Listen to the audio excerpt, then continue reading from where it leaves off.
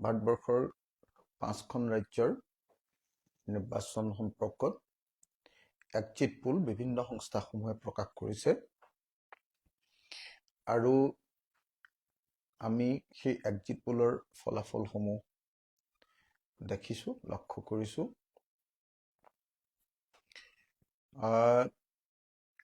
আৰু সেইকাৰণে আজিৰ এই সংবাদমেলৰ জৰিয়তে মই অসমৰ বিৰোধী দলসমূহৰ নেতৃবৰ্গক, অসমৰ বিৰোধী দলৰ 126 জন আমাৰ প্ৰাৰ্থী আৰু প্ৰত্যেকটো সমষ্টিত কাম কৰি থকা আমাৰ নেতা আৰু কৰ্মীসকলক উদ্দেশ্যি কেইটামান কথা ক'বৰ কাৰণে আজিৰ এই সংবাদমেলখন আয়োজন কৰিছো। কথা হ'ল যে এক্সিট পোল মানে নিৰ্বাচনী ফলাফল নহয়। এক্সিট পোল মানে গোটেই অসমখনত কেইহাজাৰমান মানুহৰ মতামত। এক্সিট পোল মানে এটা সমষ্টিত, এটা বিধানসভা সমষ্টিত 2000 বা 4000 মানুহৰ পৰা লোৱা মতামত। তেনেকৈ 126টা বিধানসভা সমষ্টিত কিছু সংখ্যক মানুহৰ পৰা লোৱা মতামতৰ ভিত্তিত সাধাৰণতে এক্সিট পোল প্ৰকাশ কৰা হয়। এতিয়া অসমৰ 126টা বিধানসভা সমষ্টিৰ প্ৰত্যেকটো বিধানসভা সমষ্টিতে লক্ষাধিক ভোটাৰ আছে। প্ৰায় আটাইবিলাক বিধানসভা সমষ্টিত লক্ষাধিক ভোটাৰ আছে আৰু তাৰ পৰা 2000 বা মেক্সিমাম 4 বা 5000 মানুহৰ পৰা মতামত লৈ আপোনাৰ এক্সিট পোল প্ৰকাশ কৰা হয়। এতিয়া কথা হ'ল যে য'ত কেইবা কোটি মানুহে ভোটদান কৰিছে, তাত মাত্ৰ কেইহাজাৰমান মানুহ, বোধহয় গোটেইখিনি মিলালেও 1 লাখ মান হয় বা নহয় মাত্ৰ। এনেকুৱা কেইহাজাৰমান মানুহৰ মতামতৰ ভিত্তিত এটা সিদ্ধান্ত প্ৰকাশ কৰাটো চেম্পল সাৰ্ভে বা নমুনাৰ বাহিৰে আন একো নহয়। আজি আমি দেখিছো যে চাৰিওফালে শাসক দলে, শাসক শ্ৰেণীয়ে ব্যাপক ৰূপত প্ৰচাৰ কৰিছে যে অসমত বিজেপি চৰকাৰ হ'লেই আৰু এক্সিট পোল বিলাকে তেওঁলোকক 93খন আসন দিছে, এভাৰেজ 93খন আসন দিছে। আৰু সমগ্ৰ অসমত কংগ্ৰেছ প্লাছ আন সকলো দলক কেৱল আৰু কেৱল বোলে 30খনে আসন দিছে। এইটো গছত গৰু উঠা কথা এটা। যিসকল মানুহে অসমৰ মানুহৰ আবেগ, অনুভূতি, হৃদয়ৰ ভাষা বুজি পায়, যিসকলে তৃণমূলৰ মানুহৰ পালছ পায়, ধমনীৰ উমান পায়, তেওঁলোকে সকলোৱে জানে যে 2026 চনৰ বিধানসভা নিৰ্বাচন মূলত বিজেপি চৰকাৰ পৰিৱৰ্তনৰ কাৰণে কৰা মানুহৰ ভোটদান। কিন্তু বিজেপি চৰকাৰ পৰিৱৰ্তনৰ কাৰণে কৰা যিটো ভোটদান, সেই ভোটদান যথেষ্ট পৰিমাণে প্ৰত্যাহ্বানমূলক আছে। তাৰ কাৰণ কেইবাটাও সকলোৱে জানে। 1 নম্বৰ, ৰাজ্যজুৰি মানুহৰ ওপৰত কৰা বিজেপি চৰকাৰৰ উৎপাত, উপদ্ৰৱ, নিৰ্যাতন আৰু পক্ষপাতদুষ্ট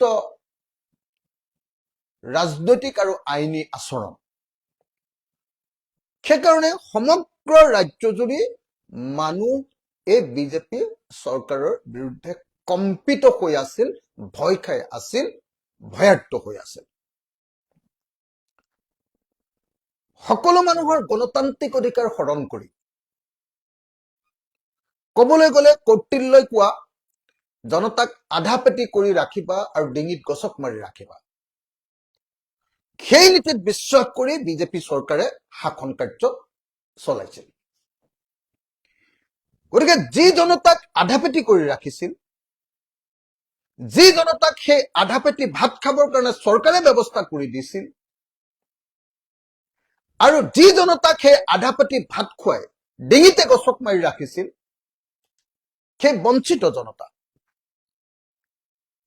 সেই অবদমিত জনতা, সেই উপদ্ৰৱ সহ্য কৰি থকা জনতাই নিশ্চিতভাৱে মই ভাবো যে বিজেপি চৰকাৰ পৰিৱৰ্তনৰ কাৰণে এবাৰ ভোট দিছে। আৰু সেই জনতাৰ মাজৰ পৰা যদি কেইজনমান মানুহৰ চেম্পল লয়,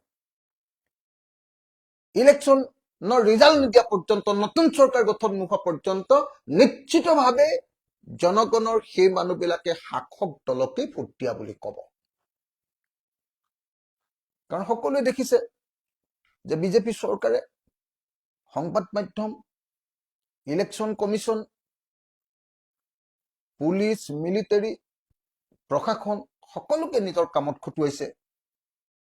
আৰু সেইকাৰণে জনতাই কেতিয়াও চৰকাৰখনৰ ওপৰত বিশ্বাস কৰিব পৰা অৱস্থাত নাই। তেনেকুৱা এটা ভয়াৰ্ত শংকিত অৱস্থাত যদি কোনোবাই ভাবিছে যে আমাৰ যি এক্সিট পোল, সেই এক্সিট পোল শুদ্ধ এক্সিট পোল হব, তেতিয়াহলে এইটো নিশ্চয় তেওঁলোকে ভুল ভাবিছে বা মূৰ্খৰ স্বৰ্গত বসবাস কৰিছে। মই ৰাইজৰ দলৰ সভাপতি হিচাপে আৰু শিৱসাগৰ, ঐতিহাসিক শিৱসাগৰ বিধানসভা সমষ্টিৰ বিধায়ক হিচাপে দায়িত্ব সহকাৰে আপোনালোকক কব খুজিছো। আৰু বিশেষভাৱে মই গোটেই অসমত দীৰ্ঘদিন ধৰি সংগ্ৰামত জড়িত হৈ থকা এজন মানুহ হিচাপে আৰু জনতাৰ হৃদয়ৰ ভাষা বুজি পোৱা এজন মানুহ হিচাপে, জনতাৰ হৃদয় স্পন্দন বুজি পোৱা, পালছ বুজি পোৱা এজন মানুহ হিচাপে মই আপোনালোকক নিশ্চয়তা প্ৰদান কৰিব খুজিছো যে এক্সিট পোলে যিয়েই কওক বা নকওক, এইবাৰ বিজেপিৰ চৰকাৰ সলনি হব আৰু বিৰোধী ঐক্যমঞ্চৰ চৰকাৰ হব। দ্বিতীয় কথাটো হল, এক্সিট পোলত আপোনালোকে সকলোৱে জানে যে সকলো এক্সিট পোলত আকৌ সকলো সমষ্টিৰ সকলো মানুহৰ পৰা ভোটৰ দিনটোত বা তাৰ আগত মতামত যে লয়, এনেকুৱাও নহয়। কিছুমান এক্সিট পোলতটো এনেকুৱাও আছে যে মানুহক ফোন কৰি সুধি সুধি বা ইণ্টাৰনেটৰ জৰিয়তে, ইমেইলৰ জৰিয়তে বা ফোন কৰি বা ভিডিঅ' কলিঙৰ জৰিয়তে বা হোৱাটছএপ মেছেজৰ জৰিয়তে তেওঁলোকে ৰাইজৰ মতামত সংগ্ৰহ কৰে। গতিকে যিসকলে এক্সিট পোলৰ ফলাফল শিলৰ ৰেখা বুলি ভাবিছে, মই তেখেতসকলৰ প্ৰতি বিনম্ৰভাৱে অনুৰোধ জনাইছো, মই তেখেতসকলক আহ্বান জনাইছো যে আপোনালোকে নিশ্চিন্ত হৈ থাকক 4 তাৰিখলৈকে। 4 তাৰিখে দিনৰ 1 বজাৰ ভিতৰত সকলো মানুহে গম পাব যে বিজেপি চৰকাৰ পতন ঘটিব আৰু বিৰোধী ঐক্যমঞ্চৰ চৰকাৰ হব। সেইকাৰণে এই মুহূৰ্তত মই দুটা কৰ্তব্য, দুটা দায়িত্ব মনত পেলাই দিবৰ কাৰণে এই সংবাদমেল আয়োজন কৰিছো। প্ৰথম কৰ্তব্য, আমাৰ বিৰোধী দলৰ যিসকল পৰিৱৰ্তনকামী জনগণ, যিসকল বিৰোধী দলৰ কৰ্মী, যিসকল বিৰোধী দলৰ নেতা আৰু বিশেষভাৱে বিৰোধী দলৰ প্ৰাৰ্থী, 126 জন প্ৰাৰ্থী, তেওঁলোকৰ বিশেষ কৰ্তব্য দুটা আমি সকলোৱে গুৰুত্বপূৰ্ণভাৱে কৰা উচিত। এক, আমি সকলোৱে আমাৰ ষ্ট্ৰং ৰুমবিলাক সঠিক ৰূপত সুৰক্ষিত কৰি থকাত গুৰুত্ব প্ৰদান কৰিব লাগে। 4 তাৰিখলৈকে ষ্ট্ৰং ৰুমবিলাক সদায় দিনে ৰাতিয়ে পহৰা দিয়া, আৰু ষ্ট্ৰং ৰুমৰ পৰা কাউণ্টিং ৰুমলৈ বস্তুখিনি লৈ যোৱা, ইভিএম খিনি লৈ যোৱা, সেই কামটোলৈকে সম্পূৰ্ণৰূপে গুৰুত্ব সহকাৰে নজৰ দিয়া দৰকাৰ। নাম্বাৰ 1। নাম্বাৰ 2, যেতিয়া কাউণ্টিং ষ্টাৰ্ট হ'ল, মেচিনে যেতিয়া ডিছপ্লেত দেখুৱাই দিলে যে এইটো মেচিনত আমুকৰ নামত ইমান ভোট আহিছে আৰু তামুকৰ নামত সিমান ভোট আহিছে, আমুকৰ ভোটটো যাতে তামুকত ভৰাই নিদিয়ে আৰু তামুকৰ ভোটৰ সংখ্যাটো যাতে আমুকত ভৰাই নিদিয়ে, তাৰ কাৰণে যিজন মানুহে এই হিচাপটো কৰি থাকে, সেই হিচাপ কৰি থকা চৰকাৰী অফিচাৰজনৰ ওপৰত নজৰ ৰখাটো আটাইতকৈ গুৰুত্বপূৰ্ণ কাম। নহলে তেওঁ যদি অখিল গগৈৰ ভোটৰ সংখ্যাটো প্ৰদীপ হাজৰিকাৰ নামত লিখি দিয়ে আৰু প্ৰদীপ হাজৰিকাৰ ভোটৰ সংখ্যাটো অখিল গগৈৰ নামত লিখি দিয়ে, তাৰ পৰৱৰ্তী সময়ত আপুনি কমপ্লেইন কৰিব পাৰিব, কিন্তু ইতিমধ্যে প্ৰচেছটো আগুৱাই যাব আৰু সেইটোক লৈ এটা হুলস্থুলীয়া পৰিৱেশৰ সৃষ্টি হ'ব আৰু সেইটোক লৈ ৰিকাউণ্টিং, কাউণ্টিং, এই গোটেই বিষয়টো এটা জটিল বিষয়। গতিকে তেনেকুৱা পৰ্যায়লৈ যাতে যাব নোৱাৰে আৰু শাসক শ্ৰেণীয়ে যাতে তাৰ সুবিধা গ্ৰহণ কৰিব নোৱাৰে, তাৰ কাৰণে মই কাউণ্টিং হলত সঠিকভাৱে 13খন টেবুলত আমাৰ মানুহবিলাকে সঠিক ৰূপত দায়িত্ব পালন, 14 নম্বৰ টেবুলখনলৈ যাতে যাব নালাগে তাৰ ব্যৱস্থা, তাৰ আগতেই গোটেইবিলাকৰ সমাধান, আৰু যদি 14 নম্বৰলৈ যাবই লাগে তাৰ আগতীয়া তাৎক্ষণিকভাৱে তাৰ কমপ্লেইন গ্ৰহণ, কমপ্লেইন প্ৰদান, এই কামবিলাকত গুৰুত্ব আৰোপ কৰিবৰ কাৰণে মই সকলোকে আহ্বান জনাইছো। আচলতে এক্সিট পোল সদায় ৰুলিং পাৰ্টিবিলাকৰ হাতিয়াৰত পৰিণত হৈ আহিছে। বিশেষভাৱে বিজেপি চৰকাৰ অহাৰ পাছৰ পৰা আৰু সংবাদ মাধ্যমক নিজৰ হাতৰ মুঠিত ৰখাৰ পাছৰ পৰা এক্সিট পোলৰ জৰিয়তে মানুহৰ মন আৰু মগজুক শাসক দলৰ পক্ষত নিবৰ কাৰণে চেষ্টা কৰাটো এটা অত্যন্ত সাধাৰণ ঘটনাত পৰিণত হৈছে।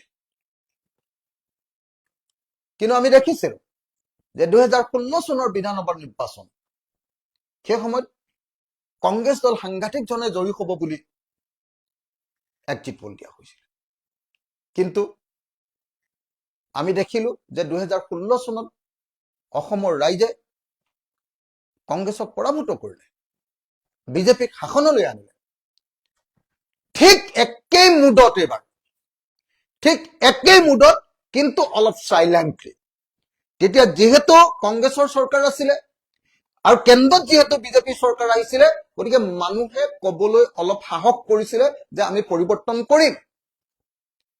এইবাৰ যিহেতু কেন্দ্ৰত বিজেপি চৰকাৰ আছে আৰু ৰাজ্যতো যিহেতু এতিয়ালৈকে বিজেপি চৰকাৰ আছে আৰু এই বিজেপি চৰকাৰখন অতি দমনীয় চৰকাৰ, অতি উপদ্ৰৱ কৰা চৰকাৰ, অতি অত্যাচাৰী চৰকাৰ, গতিকে মানুহে মুখ ফালি কবলৈ এবাৰ অসুবিধা পাইছে। কিন্তু আমি দেখিছিলো, বিশেষভাৱে মই উজনি অসমত নিৰ্বাচনৰ সময়ত আছিলো, লাষ্টৰ 3 দিন উজনি অসমত বিৰোধী দলৰ পক্ষত এটা ব্যাপক ঢৌৰ সৃষ্টি হৈছে আৰু মই খাটাং যে এই ঢৌৱে এইবাৰ হিমন্ত বিশ্ব শৰ্মাৰ দৰ্প শূন্য কৰি পেলাব, বিজেপি চৰকাৰক উফৰাই পেলাব আৰু এইবাৰ বিৰোধী দলবিলাকৰ চৰকাৰ হ'ব। মই নিশ্চিন্ত হৈ আছো, আমি ৰাইজৰ দল নিশ্চিন্ত যে এইবাৰ বিৰোধী দলসমূহৰ চৰকাৰ হ'ব। আৰু আমি আগতেই কথা পাতি থৈছো যে 29 তাৰিখৰ দিনা বিজেপিয়ে চৰকাৰে এনেকুৱা ধৰণৰ এক্সিট পোলৰ জৰিয়তে মানুহৰ মন ভাঙি দিয়াৰ কাৰণে ব্যৱস্থা গ্ৰহণ কৰিব আৰু সেইকাৰণে প্ৰত্যেকজন মানুহে এই কথাটো বুজি লোৱা দৰকাৰ। আৰু সেইকাৰণে আজিৰ সংবাদ মেলৰ জৰিয়তে মই সমগ্ৰ অসমবাসী ৰাইজক বিনম্ৰতাৰে ক'ব খুজিছো যে আপোনালোক নিশ্চিন্ত হৈ থাকক, চৰকাৰ এবাৰ বিজেপিৰ নহয়। আপোনালোক নিশ্চিন্ত হৈ থাকক যে চৰকাৰ এবাৰ বিৰোধী ঐক্যমঞ্চৰ হ'ব। যিকোনো এটা সমষ্টিত গৈ যিকোনো এজন মানুহক আপুনি ইণ্ডিভিজুৱেলি সুধি চাওক যে আপুনি ভোট কাক দিলে, আপুনি ভোট কাক দিলে। প্ৰত্যেকজন মানুহে ইণ্ডিভিজুৱেলি যদি আপুনি গোপনে ব্যক্তিগতভাৱে সোধে সকলোৱে ক'ব যে পৰিৱৰ্তনৰ কাৰণে এবাৰ ভোট দিছো। কিন্তু সেইজন মানুহকে যদি আপুনি অপেনলি সোধে তেতিয়াহ'লে ক'ব জানে চৰকাৰ বিজেপিৰে আহিব এইবুলি ক'ব। গতিকে মই আপোনালোকক সকলোকে বিনম্ৰভাৱে প্ৰাৰ্থনা জনাইছো যে 4 তাৰিখলৈকে অপেক্ষা কৰক। অসমবাসী ৰাইজ হতাশ নহ'ব, অসমবাসী ৰাইজে ধৈৰ্য ধৰক, অসমবাসী ৰাইজে নিজৰ উৎসাহ নেহেৰুৱাব। এই স্বেচ্ছাচাৰী, এই ফেচিবাদী, এই স্বৈৰতান্ত্ৰিক, এই অগণতান্ত্ৰিক, এই সাম্প্ৰদায়িক চৰকাৰখন যদি আকৌ আহে অসমবাসী আৰু কেতিয়াও সুখত থাকিব নোৱাৰে।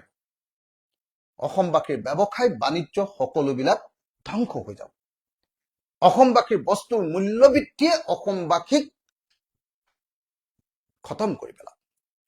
সেইকাৰণে মই সেই ৰাইজ আপোনালোক সকলোকে, সকলো অসমবাসী ৰাইজক 4 তাৰিখলৈ ধৈৰ্যৰে অপেক্ষা কৰিবলৈ আৰু কোনো ধৰণৰ চৰকাৰী আৰু চৰকাৰৰ পক্ষত থকা সংবাদ মাধ্যমকে ধৰি কোনো এজেন্সিৰ আভুৱা কথাত আপোনালোকে বিচলিত নহবৰ কাৰণে মই সকলোকে আহ্বান জনাইছো। ধন্যবাদ। জয় অসম। প্ৰশান্ত ফুকনে কৈছে আপুনি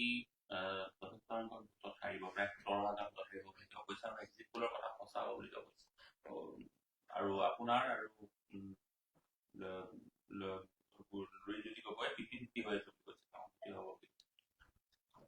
মানে মই মোৰ নিজৰ কথাটো কোৱাৰ কোনো প্ৰয়োজন নাই। যিকোনো এজন মানুহক আপোনাৰ যিকোনো এজন বন্ধু মানুহক শিৱসাগৰলৈ ফোন কৰি এটা সুধিছক, শিৱসাগৰলৈ ফোন কৰি এটা সুধিছক যে অখিল গগৈ জিকিব নে বিজেপি জিকিব। সব মানুহে ক'ব যে এইটো আনডাউটেডলি অখিল গগৈ জিকিব। গতিকে এই বস্তুটো যে কৰি দিছে কেলে, এই বস্তুটো তেওঁলোকেও জানে, চিফ মিনিষ্টাৰেও জানে, বিজেপিৰ লিডাৰবিলাকেও জানে যে শিৱসাগৰত সাংঘাতিক ধৰণে বিজেপিৰ প্ৰাৰ্থীজন হাৰিব, তেওঁজন হত্যাকাৰী। কিন্তু তাৰ পাছতো সেইটো মানুহৰ কনফিডেন্স ভাঙি দিবৰ কাৰণে এই কাৰবাৰটো তেওঁলোকে কৰি আছে। গতিকে মই এতিয়া শিৱসাগৰক লৈ এই সংবাদমেল দিয়া নাই, শিৱসাগৰত মই জিকিম এই কথা ক'বৰ কাৰণে এই সংবাদমেল দিয়া নাই। শিৱসাগৰত যে বিজেপি নিজকে, এইটোৰ কাৰণে মই নতুনকে কোনো কথা কোৱাৰ প্ৰয়োজন নাই। কিন্তু মূল কথাটো হ'ল যে অসমৰ ৰাইজে যি পৰিৱৰ্তন, আকাংক্ষিত যি পৰিৱৰ্তন অসমৰ মানুহৰ, সেই আকাংক্ষিত পৰিৱৰ্তনক আঘাত কৰিব খোজা সকলো কথাৰ বিৰুদ্ধে সজাগ আৰু সচেতন হৈ থাকিবৰ কাৰণে সমগ্ৰ অসমবাসী ৰাইজক মই আহ্বান জনাইছো।